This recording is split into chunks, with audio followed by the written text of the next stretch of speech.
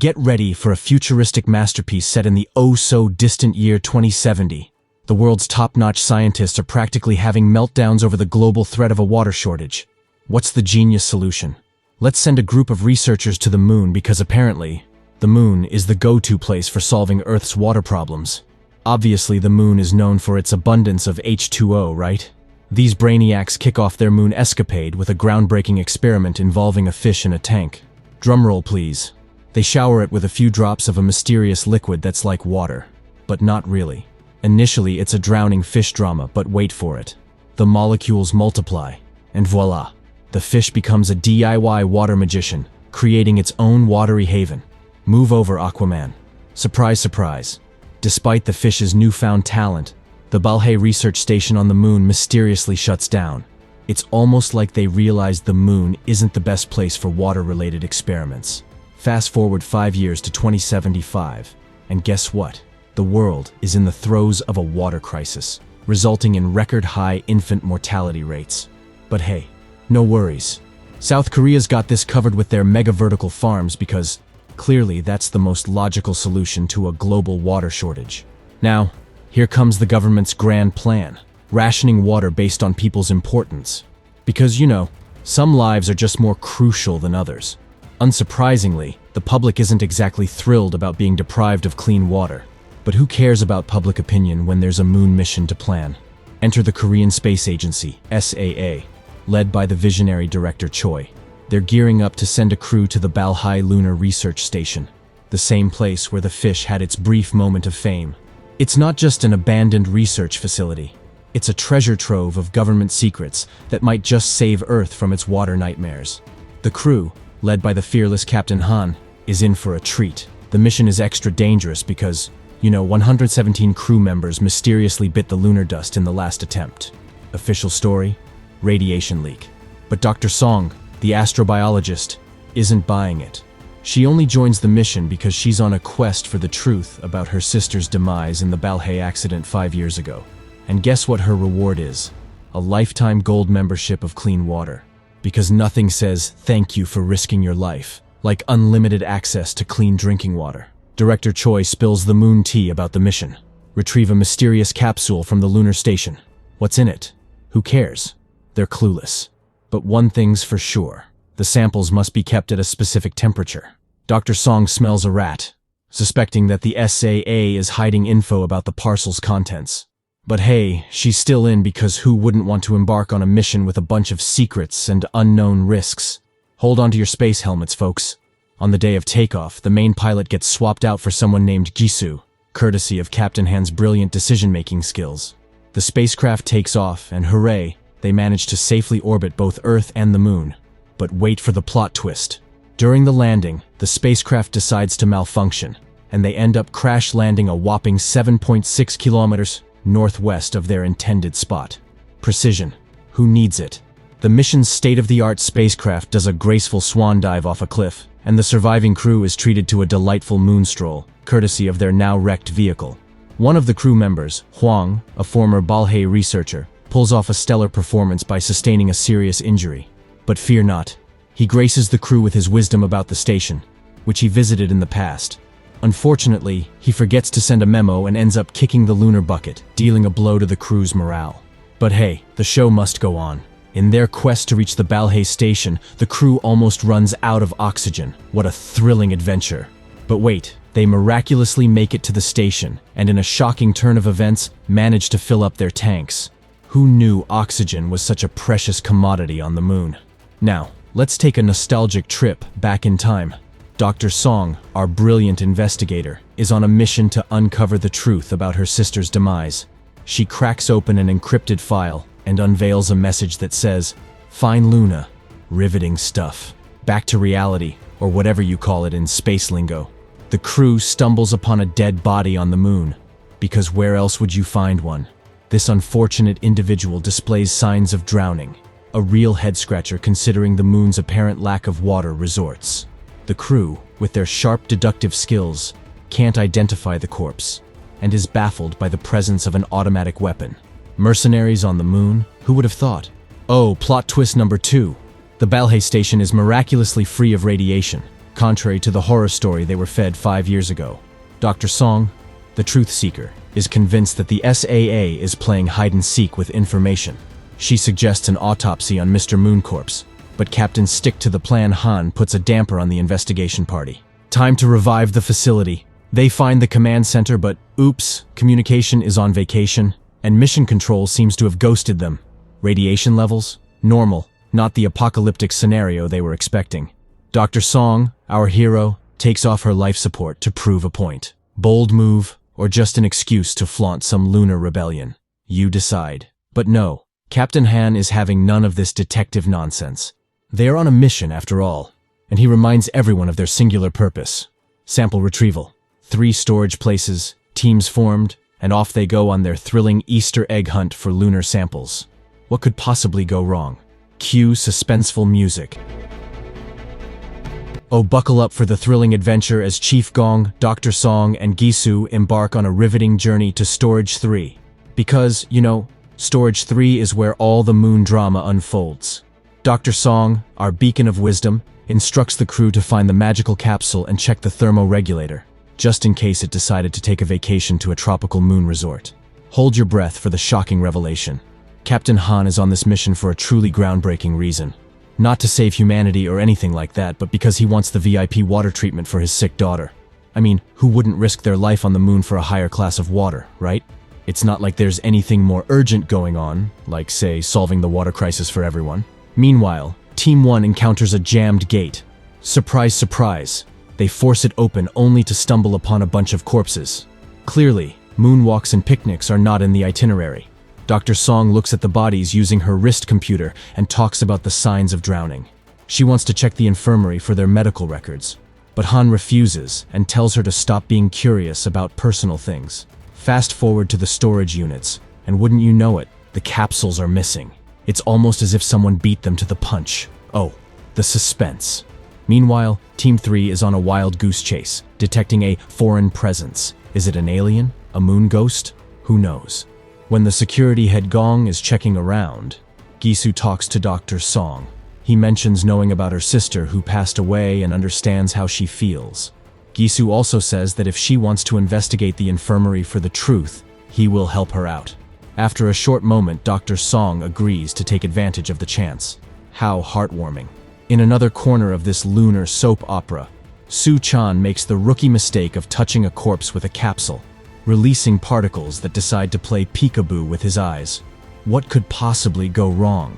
Once Dr. Song goes to the infirmary, Gisu goes into Storage 3 by himself to find samples. While searching, he accidentally drops his flashlight. When he tries to pick it up, it feels like something invisible is pulling it away, scaring him a lot. After a moment, he calms down and thinks it might have been just his imagination. Team 2, failing to find anything worthwhile, heads back to the command center. Meanwhile, Captain Han plays babysitter through his watch, monitoring Dr. Song's every move like a lunar helicopter parent. Inside Storage 3, Gisu discovers a miraculous capsule filled with water. But wait, the plot thickens. Dr. Song returns, only to witness Gisu being attacked by some mysterious entity. It lifts him up, drops him to his doom, and snatches the precious water capsule like it's the moon's hottest accessory. Of course, no one believes Dr. Song's account, but a quick analysis of Gisu's injuries proves that moon gravity didn't break his skull, ankle, and arm. What a revelation. Oh, gather round, folks, as Captain Han, the master of decisive decisions, orders the crew to rush back to the command center. Why? Well, Dr. Song's body camera caught a glimpse of an intruder who had a sudden realization that the moon sample was the hottest commodity on the lunar market. Because the intruder understood the importance of the sample and took it, Song suggests that the intruder is likely a human. Who would have thought? Back at the command center, team member Tae-suk, the genius of radio towers, tries to contact mission control. But oh no, the radio tower outside is apparently on a coffee break, according to his groundbreaking hypothesis. Suddenly, Su-chan decides to showcase some impromptu, interpretative dance moves, violently shaking and expelling water like it's going out of style. Dr. Hong, the medical maestro, orders everyone to step back and don hazmat suits, because clearly that's the best way to deal with unexpected waterworks on the moon. While Dr. Hong tries her best to play moon doctor, Su-chan tragically succumbs to his newfound talent of drowning. joining the exclusive club of corpses decorating the station. Dr. Hong, the voice of reason, suggests quarantining Suchan's body until they figure out why he decided to turn into a human water fountain. But of course, that's not dramatic enough. She proposes moving him to the main lab infirmary for an autopsy right away. Chief Gong, shaken to the core by his brother's watery demise, gets a comforting pat on the back from Captain Han, the expert in sensitivity. Oh, and Han finally grants Dr. Song permission to play detective with the medical records of the Balhae crew, who met their untimely ends 5 years ago. Talk about a lunar breakthrough. Now, the crew discovers that the mysterious entity that offered Jisoo can access places not in the station's blueprints. Han, Gong, and E2 decide to play hide-and-seek in the ventilation shaft, while team members Taesuk and Sun are assigned the crucial task of establishing contact with Mission Control. Sun is feeling really down because of what happened recently, and Taesuk is attempting to boost his spirits while also trying to connect with Mission Control. Meanwhile, Dr. Hong is busy playing lunar detective in the infirmary, performing an autopsy on Suchan's body. Song, on the other hand, tries unsuccessfully to crack the encrypted medical records, because decoding secret files is as easy as a stroll on the moon. Determined to get to the bottom of things, Song decides to secure tissue samples from the conveniently placed dead bodies.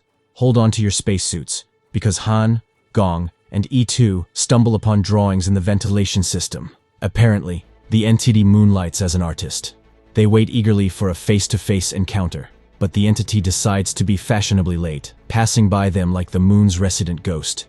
As Song collects tissue samples, E1 wonders if he caught the moon bug from Suchan. Meanwhile, Dr. Hong interrupts the lunar investigation, asking Song to join her back at the infirmary. After collecting more samples, they return to the infirmary, where Dr. Hong spills the lunar beans. Suchan drowned from the inside. Talk about a unique talent. Song examines the tissue samples but fails to find anything unusual because, solving mysteries on the moon is a walk in the lunar park. Meanwhile, Han and crew continue to chase the entity's biosignal, leading them to a gate that requires Level 1 access. Oh, the lunar drama. Left with no choice, Han and his team return back to the command center. There, Taesuk tells him that there's an issue with the digital unit linked to the communications tower. Someone has to go outside to change the equipment, while another person edits the protocol indoors and restarts the system. And who volunteers for the grand moonwalk? Drumroll, please. None other than our dear Captain Han, the man of action. Because clearly, fixing technical malfunctions on the moon is the best way to spend a leisurely afternoon. Meanwhile, back at the infirmary, where the real action is, Dr. Hong reveals to Song that Suchan's blood sample contains an unknown substance. Han arrives and shares the latest updates. Before leaving, Song privately talks to Han and expresses surprise that the intruder didn't attack her even when she got close.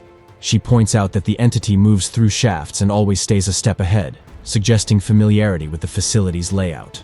Song strongly believes it could be a human survivor from 5 years ago. Although Han is skeptical, Song argues that if the government could be wrong about radiation levels, they might be mistaken about survivors too. Han counters that a true survivor wouldn't have stolen the sample and attacked them. As Captain Han heads out to play lunar handyman, we get a flashback treat. Picture this: Han, the loving father, marching to the National Medical Center because his daughter is in dire straits. The doctor casually drops the bomb that she needs a higher water classification, or she might lose her legs. No pressure, right? Back in the present, or whatever timeline the moon operates on, Song and Hong are busy dissecting Suchan's water-infused blood. It's got the solubility and surface tension of water, but surprise, it's denser than a lunar rock. And guess what? It's as lonely as a moon rock too. No microorganisms, just the purity of distilled water. How thrilling. Meanwhile, Han, the lunar acrobat, descends the station using a safety harness. But wait, out of the moon's mysterious shadows, the defunct platform elevator decides to join the party. It shoots up, knocking the safety harness, and Han is left clinging for dear life. A little lunar rope rescue later, the elevator decides it's tired of living in free falls, forcing Han to play a game of moon rope roulette. In the process, he damages his life support, loses oxygen at an alarming rate. But fear not, he insists on fixing that communication system before considering a leisurely return. After successfully restoring the system, he collapses on the ground before being able to return. Back at the infirmary, Song drops the bombshell that the water virus thingy in Suchan's body stopped multiplying after his grand exit. Because water viruses have their own dramatic timing. And surprise, surprise, Han finds himself inside the station when he regains consciousness. Gong and E2, the unsung heroes, bring him back after his oxygen-deprived nap. They return to the command center only to discover that Mission Control is on a lunar strike, refusing to exchange signals despite the system claiming all is well. Out of the blue, the computer picks up an unfamiliar signal originating from outside and directed towards Storage 3. Han and the rest quickly head there to inspect Gisu's body. During the search, they find a mobile device he used to stay in touch with an external organization. Surprise, he's been moonlighting as a secret agent for RX, a rival space organization, also interested in obtaining the samples. Because of course, everyone has a side gig in the space espionage business. Han, the voice of reason, or not, finally establishes contact with Earth using Jisu's undercover space phone. Director Choi, the puppet master behind the scenes, expresses her oh-so-sincere regret over the deaths of 3 crew members, including the spy. But wait, Han, the lunar detective, reminds her that she greenlit the last-minute co-pilot switcheroo. Oh, the tangled web of lunar intrigue. He spills the lunar beans about the survivor and the non-existent radiation levels, only to be met with Choi's poker face. Han, the skeptic, smells something fishy and warns Choi that if she's playing hide-and-seek with information, he might just lose interest in this lunar extravaganza. Choi, the master of deception, assures him that she has no secrets and promises rescue ships after the great sample heist.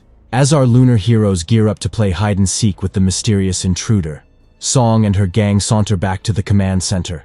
Song, the bearer of inconvenient truths, confronts Han about the real star of the lunar show, the water sample. Han, in a performance worthy of an Oscar, guiltily admits that, yes, he knew it was water all along. Cue the dramatic flashback of Han getting briefed about the lethal lunar water. Surprise, surprise. It's not just water. It's water that plays an encore performance of death and destruction. But fear not, because if you can control its multiplication, it's a potential savior of mankind. Oh, but the lunar plot thickens. Song, the embodiment of justified anger, is furious that the Balhai scientists bit the lunar dust because of this magical water, and the government decided to throw a lunar blanket over the whole mess. As a token of his remorse, Han, the reluctant hero, agrees to let Song access the data storage of the station. And what do they find? Not just data, but a green leaf emerging from the lunar ground. Because apparently, the moon is a botanical wonderland. They lift what seems like a lid and, voila, a basement covered in green plants. Because who needs lunar secrets when you can have a surprise garden party on the moon?